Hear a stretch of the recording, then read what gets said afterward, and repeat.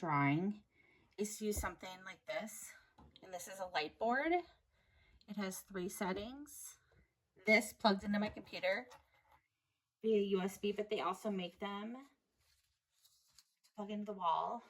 And you can also use a window on a sunny day. You can tape your drawing or your reference photo. Drawing over. So here's a photo that I printed of the reference art. I went ahead and just taped it to a piece of my drawing paper. If you're curious, this is the drawing paper that I'm using. It's Strathmore Bristol 500. You can also use copy paper. I'm using this just because when I go through and do it really detailed later with the colored pencils, it will have been good that I used this paper. So now what we're going to do is we're going to hold this in place and be careful not to move it. And we're going to go through and just very lightly trace. What I like to do is trace the main skin parts, so like the edges of the eye. I trace the shadows, so I can tell that there's going to be an eyelash there. I go ahead and do that.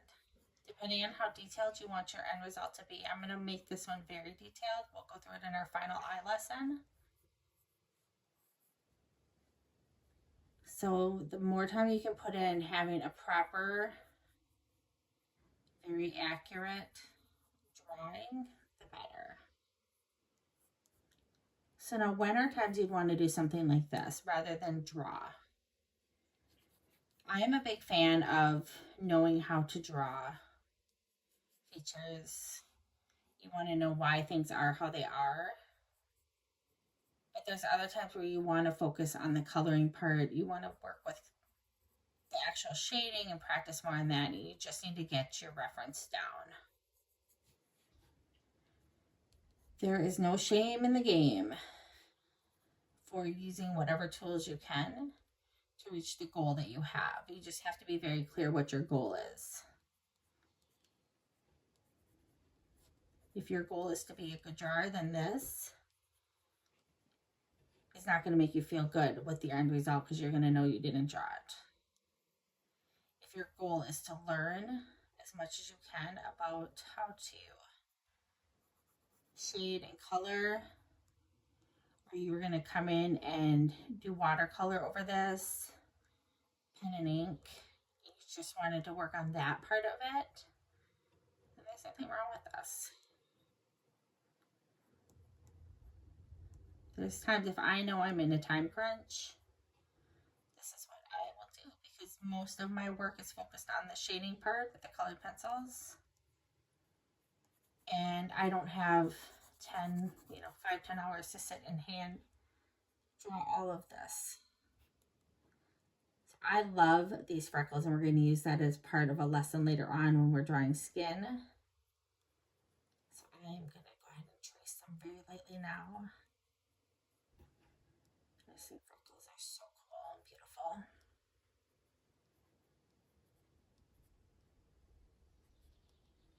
So this part takes a little patience. You just have to go through very lightly. And then every once in a while what I do is I shut it off so I can see, okay, yeah, what do I still need? Let's keep going. I'm going to go through and just get all the freckles first before I get to the eyebrow. One thing to note about freckles that's really fun is they're rarely round. They're a little blotchy. Bits of oranges and browns. And they have so much personality to them. I just love them.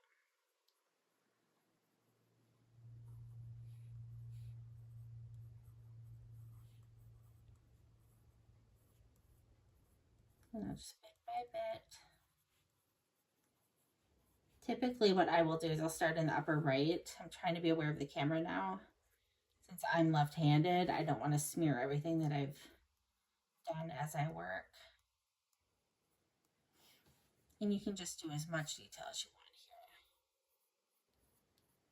here. If you were just working like we're going to do the eye, I wouldn't worry about any of the skin part. I would just make sure that I have the iris, the pupil, the way the skin and the lids are, eyelashes, and eyebrow.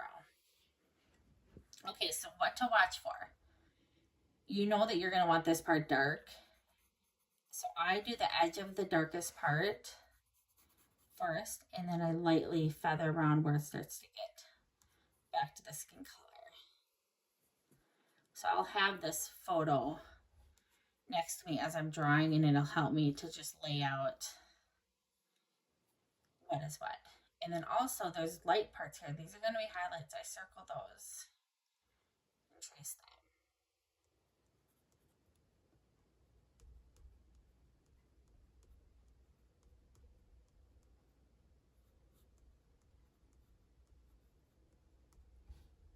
Eyelids are very delicate skin, and so it's very normal to have wrinkles and folds, discoloration. It's all part of it. And so a couple things I want to point out. So we have the eyelash inner lid where it touches the eyeball. We have a little reflection point here, which will be really fun when we're drawing later. We have the reflections here. We have some darker colors here. Rogue eyelash. We have the shadows and the eyelashes. Now what's going to be really fun about this too is there's reflections of the eyelash here in the iris. So really lightly I'm going to draw those just so that later we're all ready. And kind of take note, these lighter parts we're going to make sure to highlight too in our final drawing. All of these little subtle details I like to really play up on the final drawing because that's what really just gives it that extraordinary detail. Even if you have it pretty simple in most places, and then you just can add in some of the skin pores and very detailed lash line, it gives the illusion of being more detailed.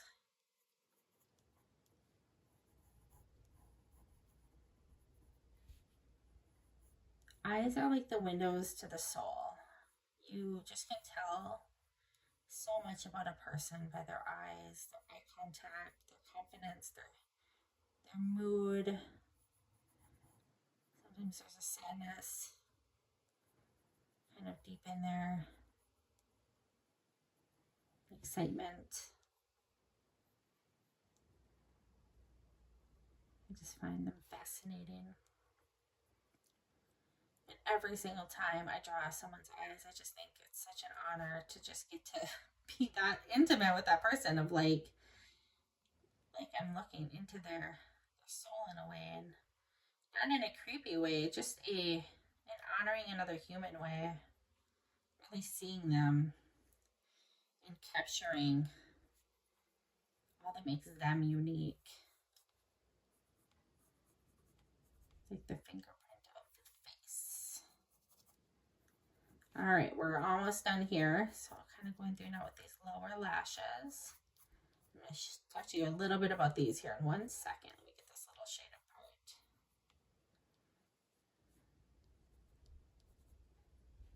So something to note about the lower lashes. Get the skin folds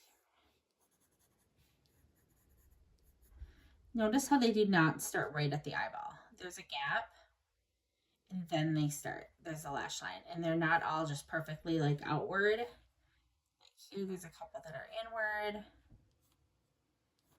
and they're not all like this person has deeper colors within their lash line, but it reflects as a lighter color. And that's very common with a lot of skin tones and hair colors. And we'll go through and kind of do some fun tricks with that, with the colored pencils to kind of show that reflection. Another thing you can do is if you're watercoloring or you're just sketching this, you can come in with when you're pencil sketching it, really play up the eraser to just erase these lines back and highlight them. And then watercoloring, you can mask right there if you want. So when you paint over, it's left white. So I'm going through and doing every little pore that I can because I love this stuff. You can just see every little detail here.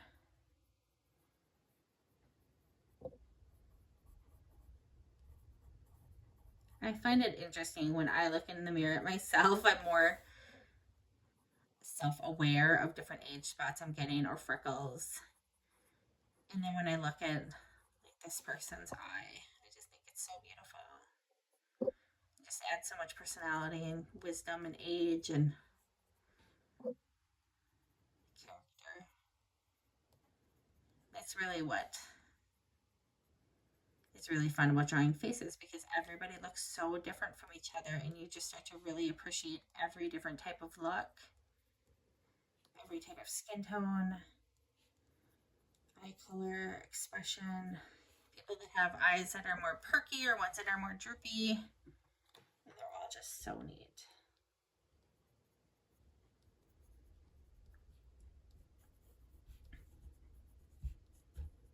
I look at drawing like this instead of just rushing through it. It's a bit of a meditation. And it's calming for me. There were many days when I was we called it junior high back in the day. Junior high, high school, even elementary school, where I had a tough day at school. And I would come home and I could just draw. I could listen to music or not, sit outside or in my room and just draw. It was something that no one could take away from me, and it didn't matter if everybody was mad at me or felt like everybody was mad at me or not. So I just had this thing that I enjoyed doing, and it made me feel special, and it made me feel like I was okay, and it was my own little secret love of a hobby that I didn't have to try out for, and I didn't have to worry if other people approved. Like in this one, part of what I love is the highlights and the lowlights, so I'm going to play up the shadow when I draw it. So I'm not going to fill this in. Just kind of circling any highlights within that. And then up here.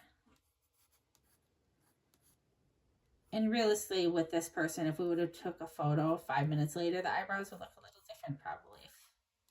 If she had touched her face or moved her head at all. So we just have to get it pretty close. It's going to be more important that we get the overall shape. If we made them super, thin, it wouldn't have the same character as hers do. Or if we made them, thicker out here, it just wouldn't be true to how they are. So that's going to be the most important thing. Okay, we're getting close here. Just go in here a little bit and just some of the darker parts. It really becomes like unlocking a puzzle when you come back then to work at this, because once we shut this light off, there's parts where we've highlighted the darker parts and parts where we've drawn in the highlights. And so you just have to be aware of what, as you're looking at your reference photo, what is the main theme there. And then we're going to just, lastly, I did not do this detail yet on the eye. I just think it's so cool. There's blues and browns, greens, and a little bit of amber.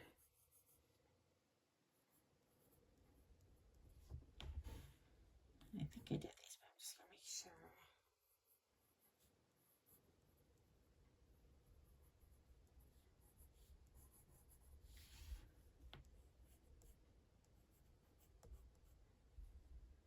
And the base of the eyelashes where they start are highlighted here, the reflection. Okay. and just see how we're doing here. You can see that I feel like we might be missing something there, but I think it's shadow, so we'll check here in a second. The lower lashes, pretty blank through here other than a little bit of freckles, so we'll just check that.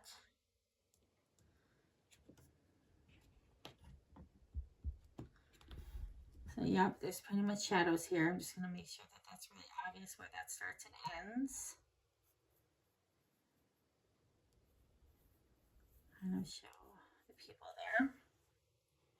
And then up here, just make sure that all of this is shown, including just a little bit of these highlights. We'll probably draw over this, but it'll help us at least get it laid out correct. And then we can come back in with the detail. So this seems like a shortcut, tracing like this, but it's, if you watch my other video where we drew with the grid, that actually was quicker.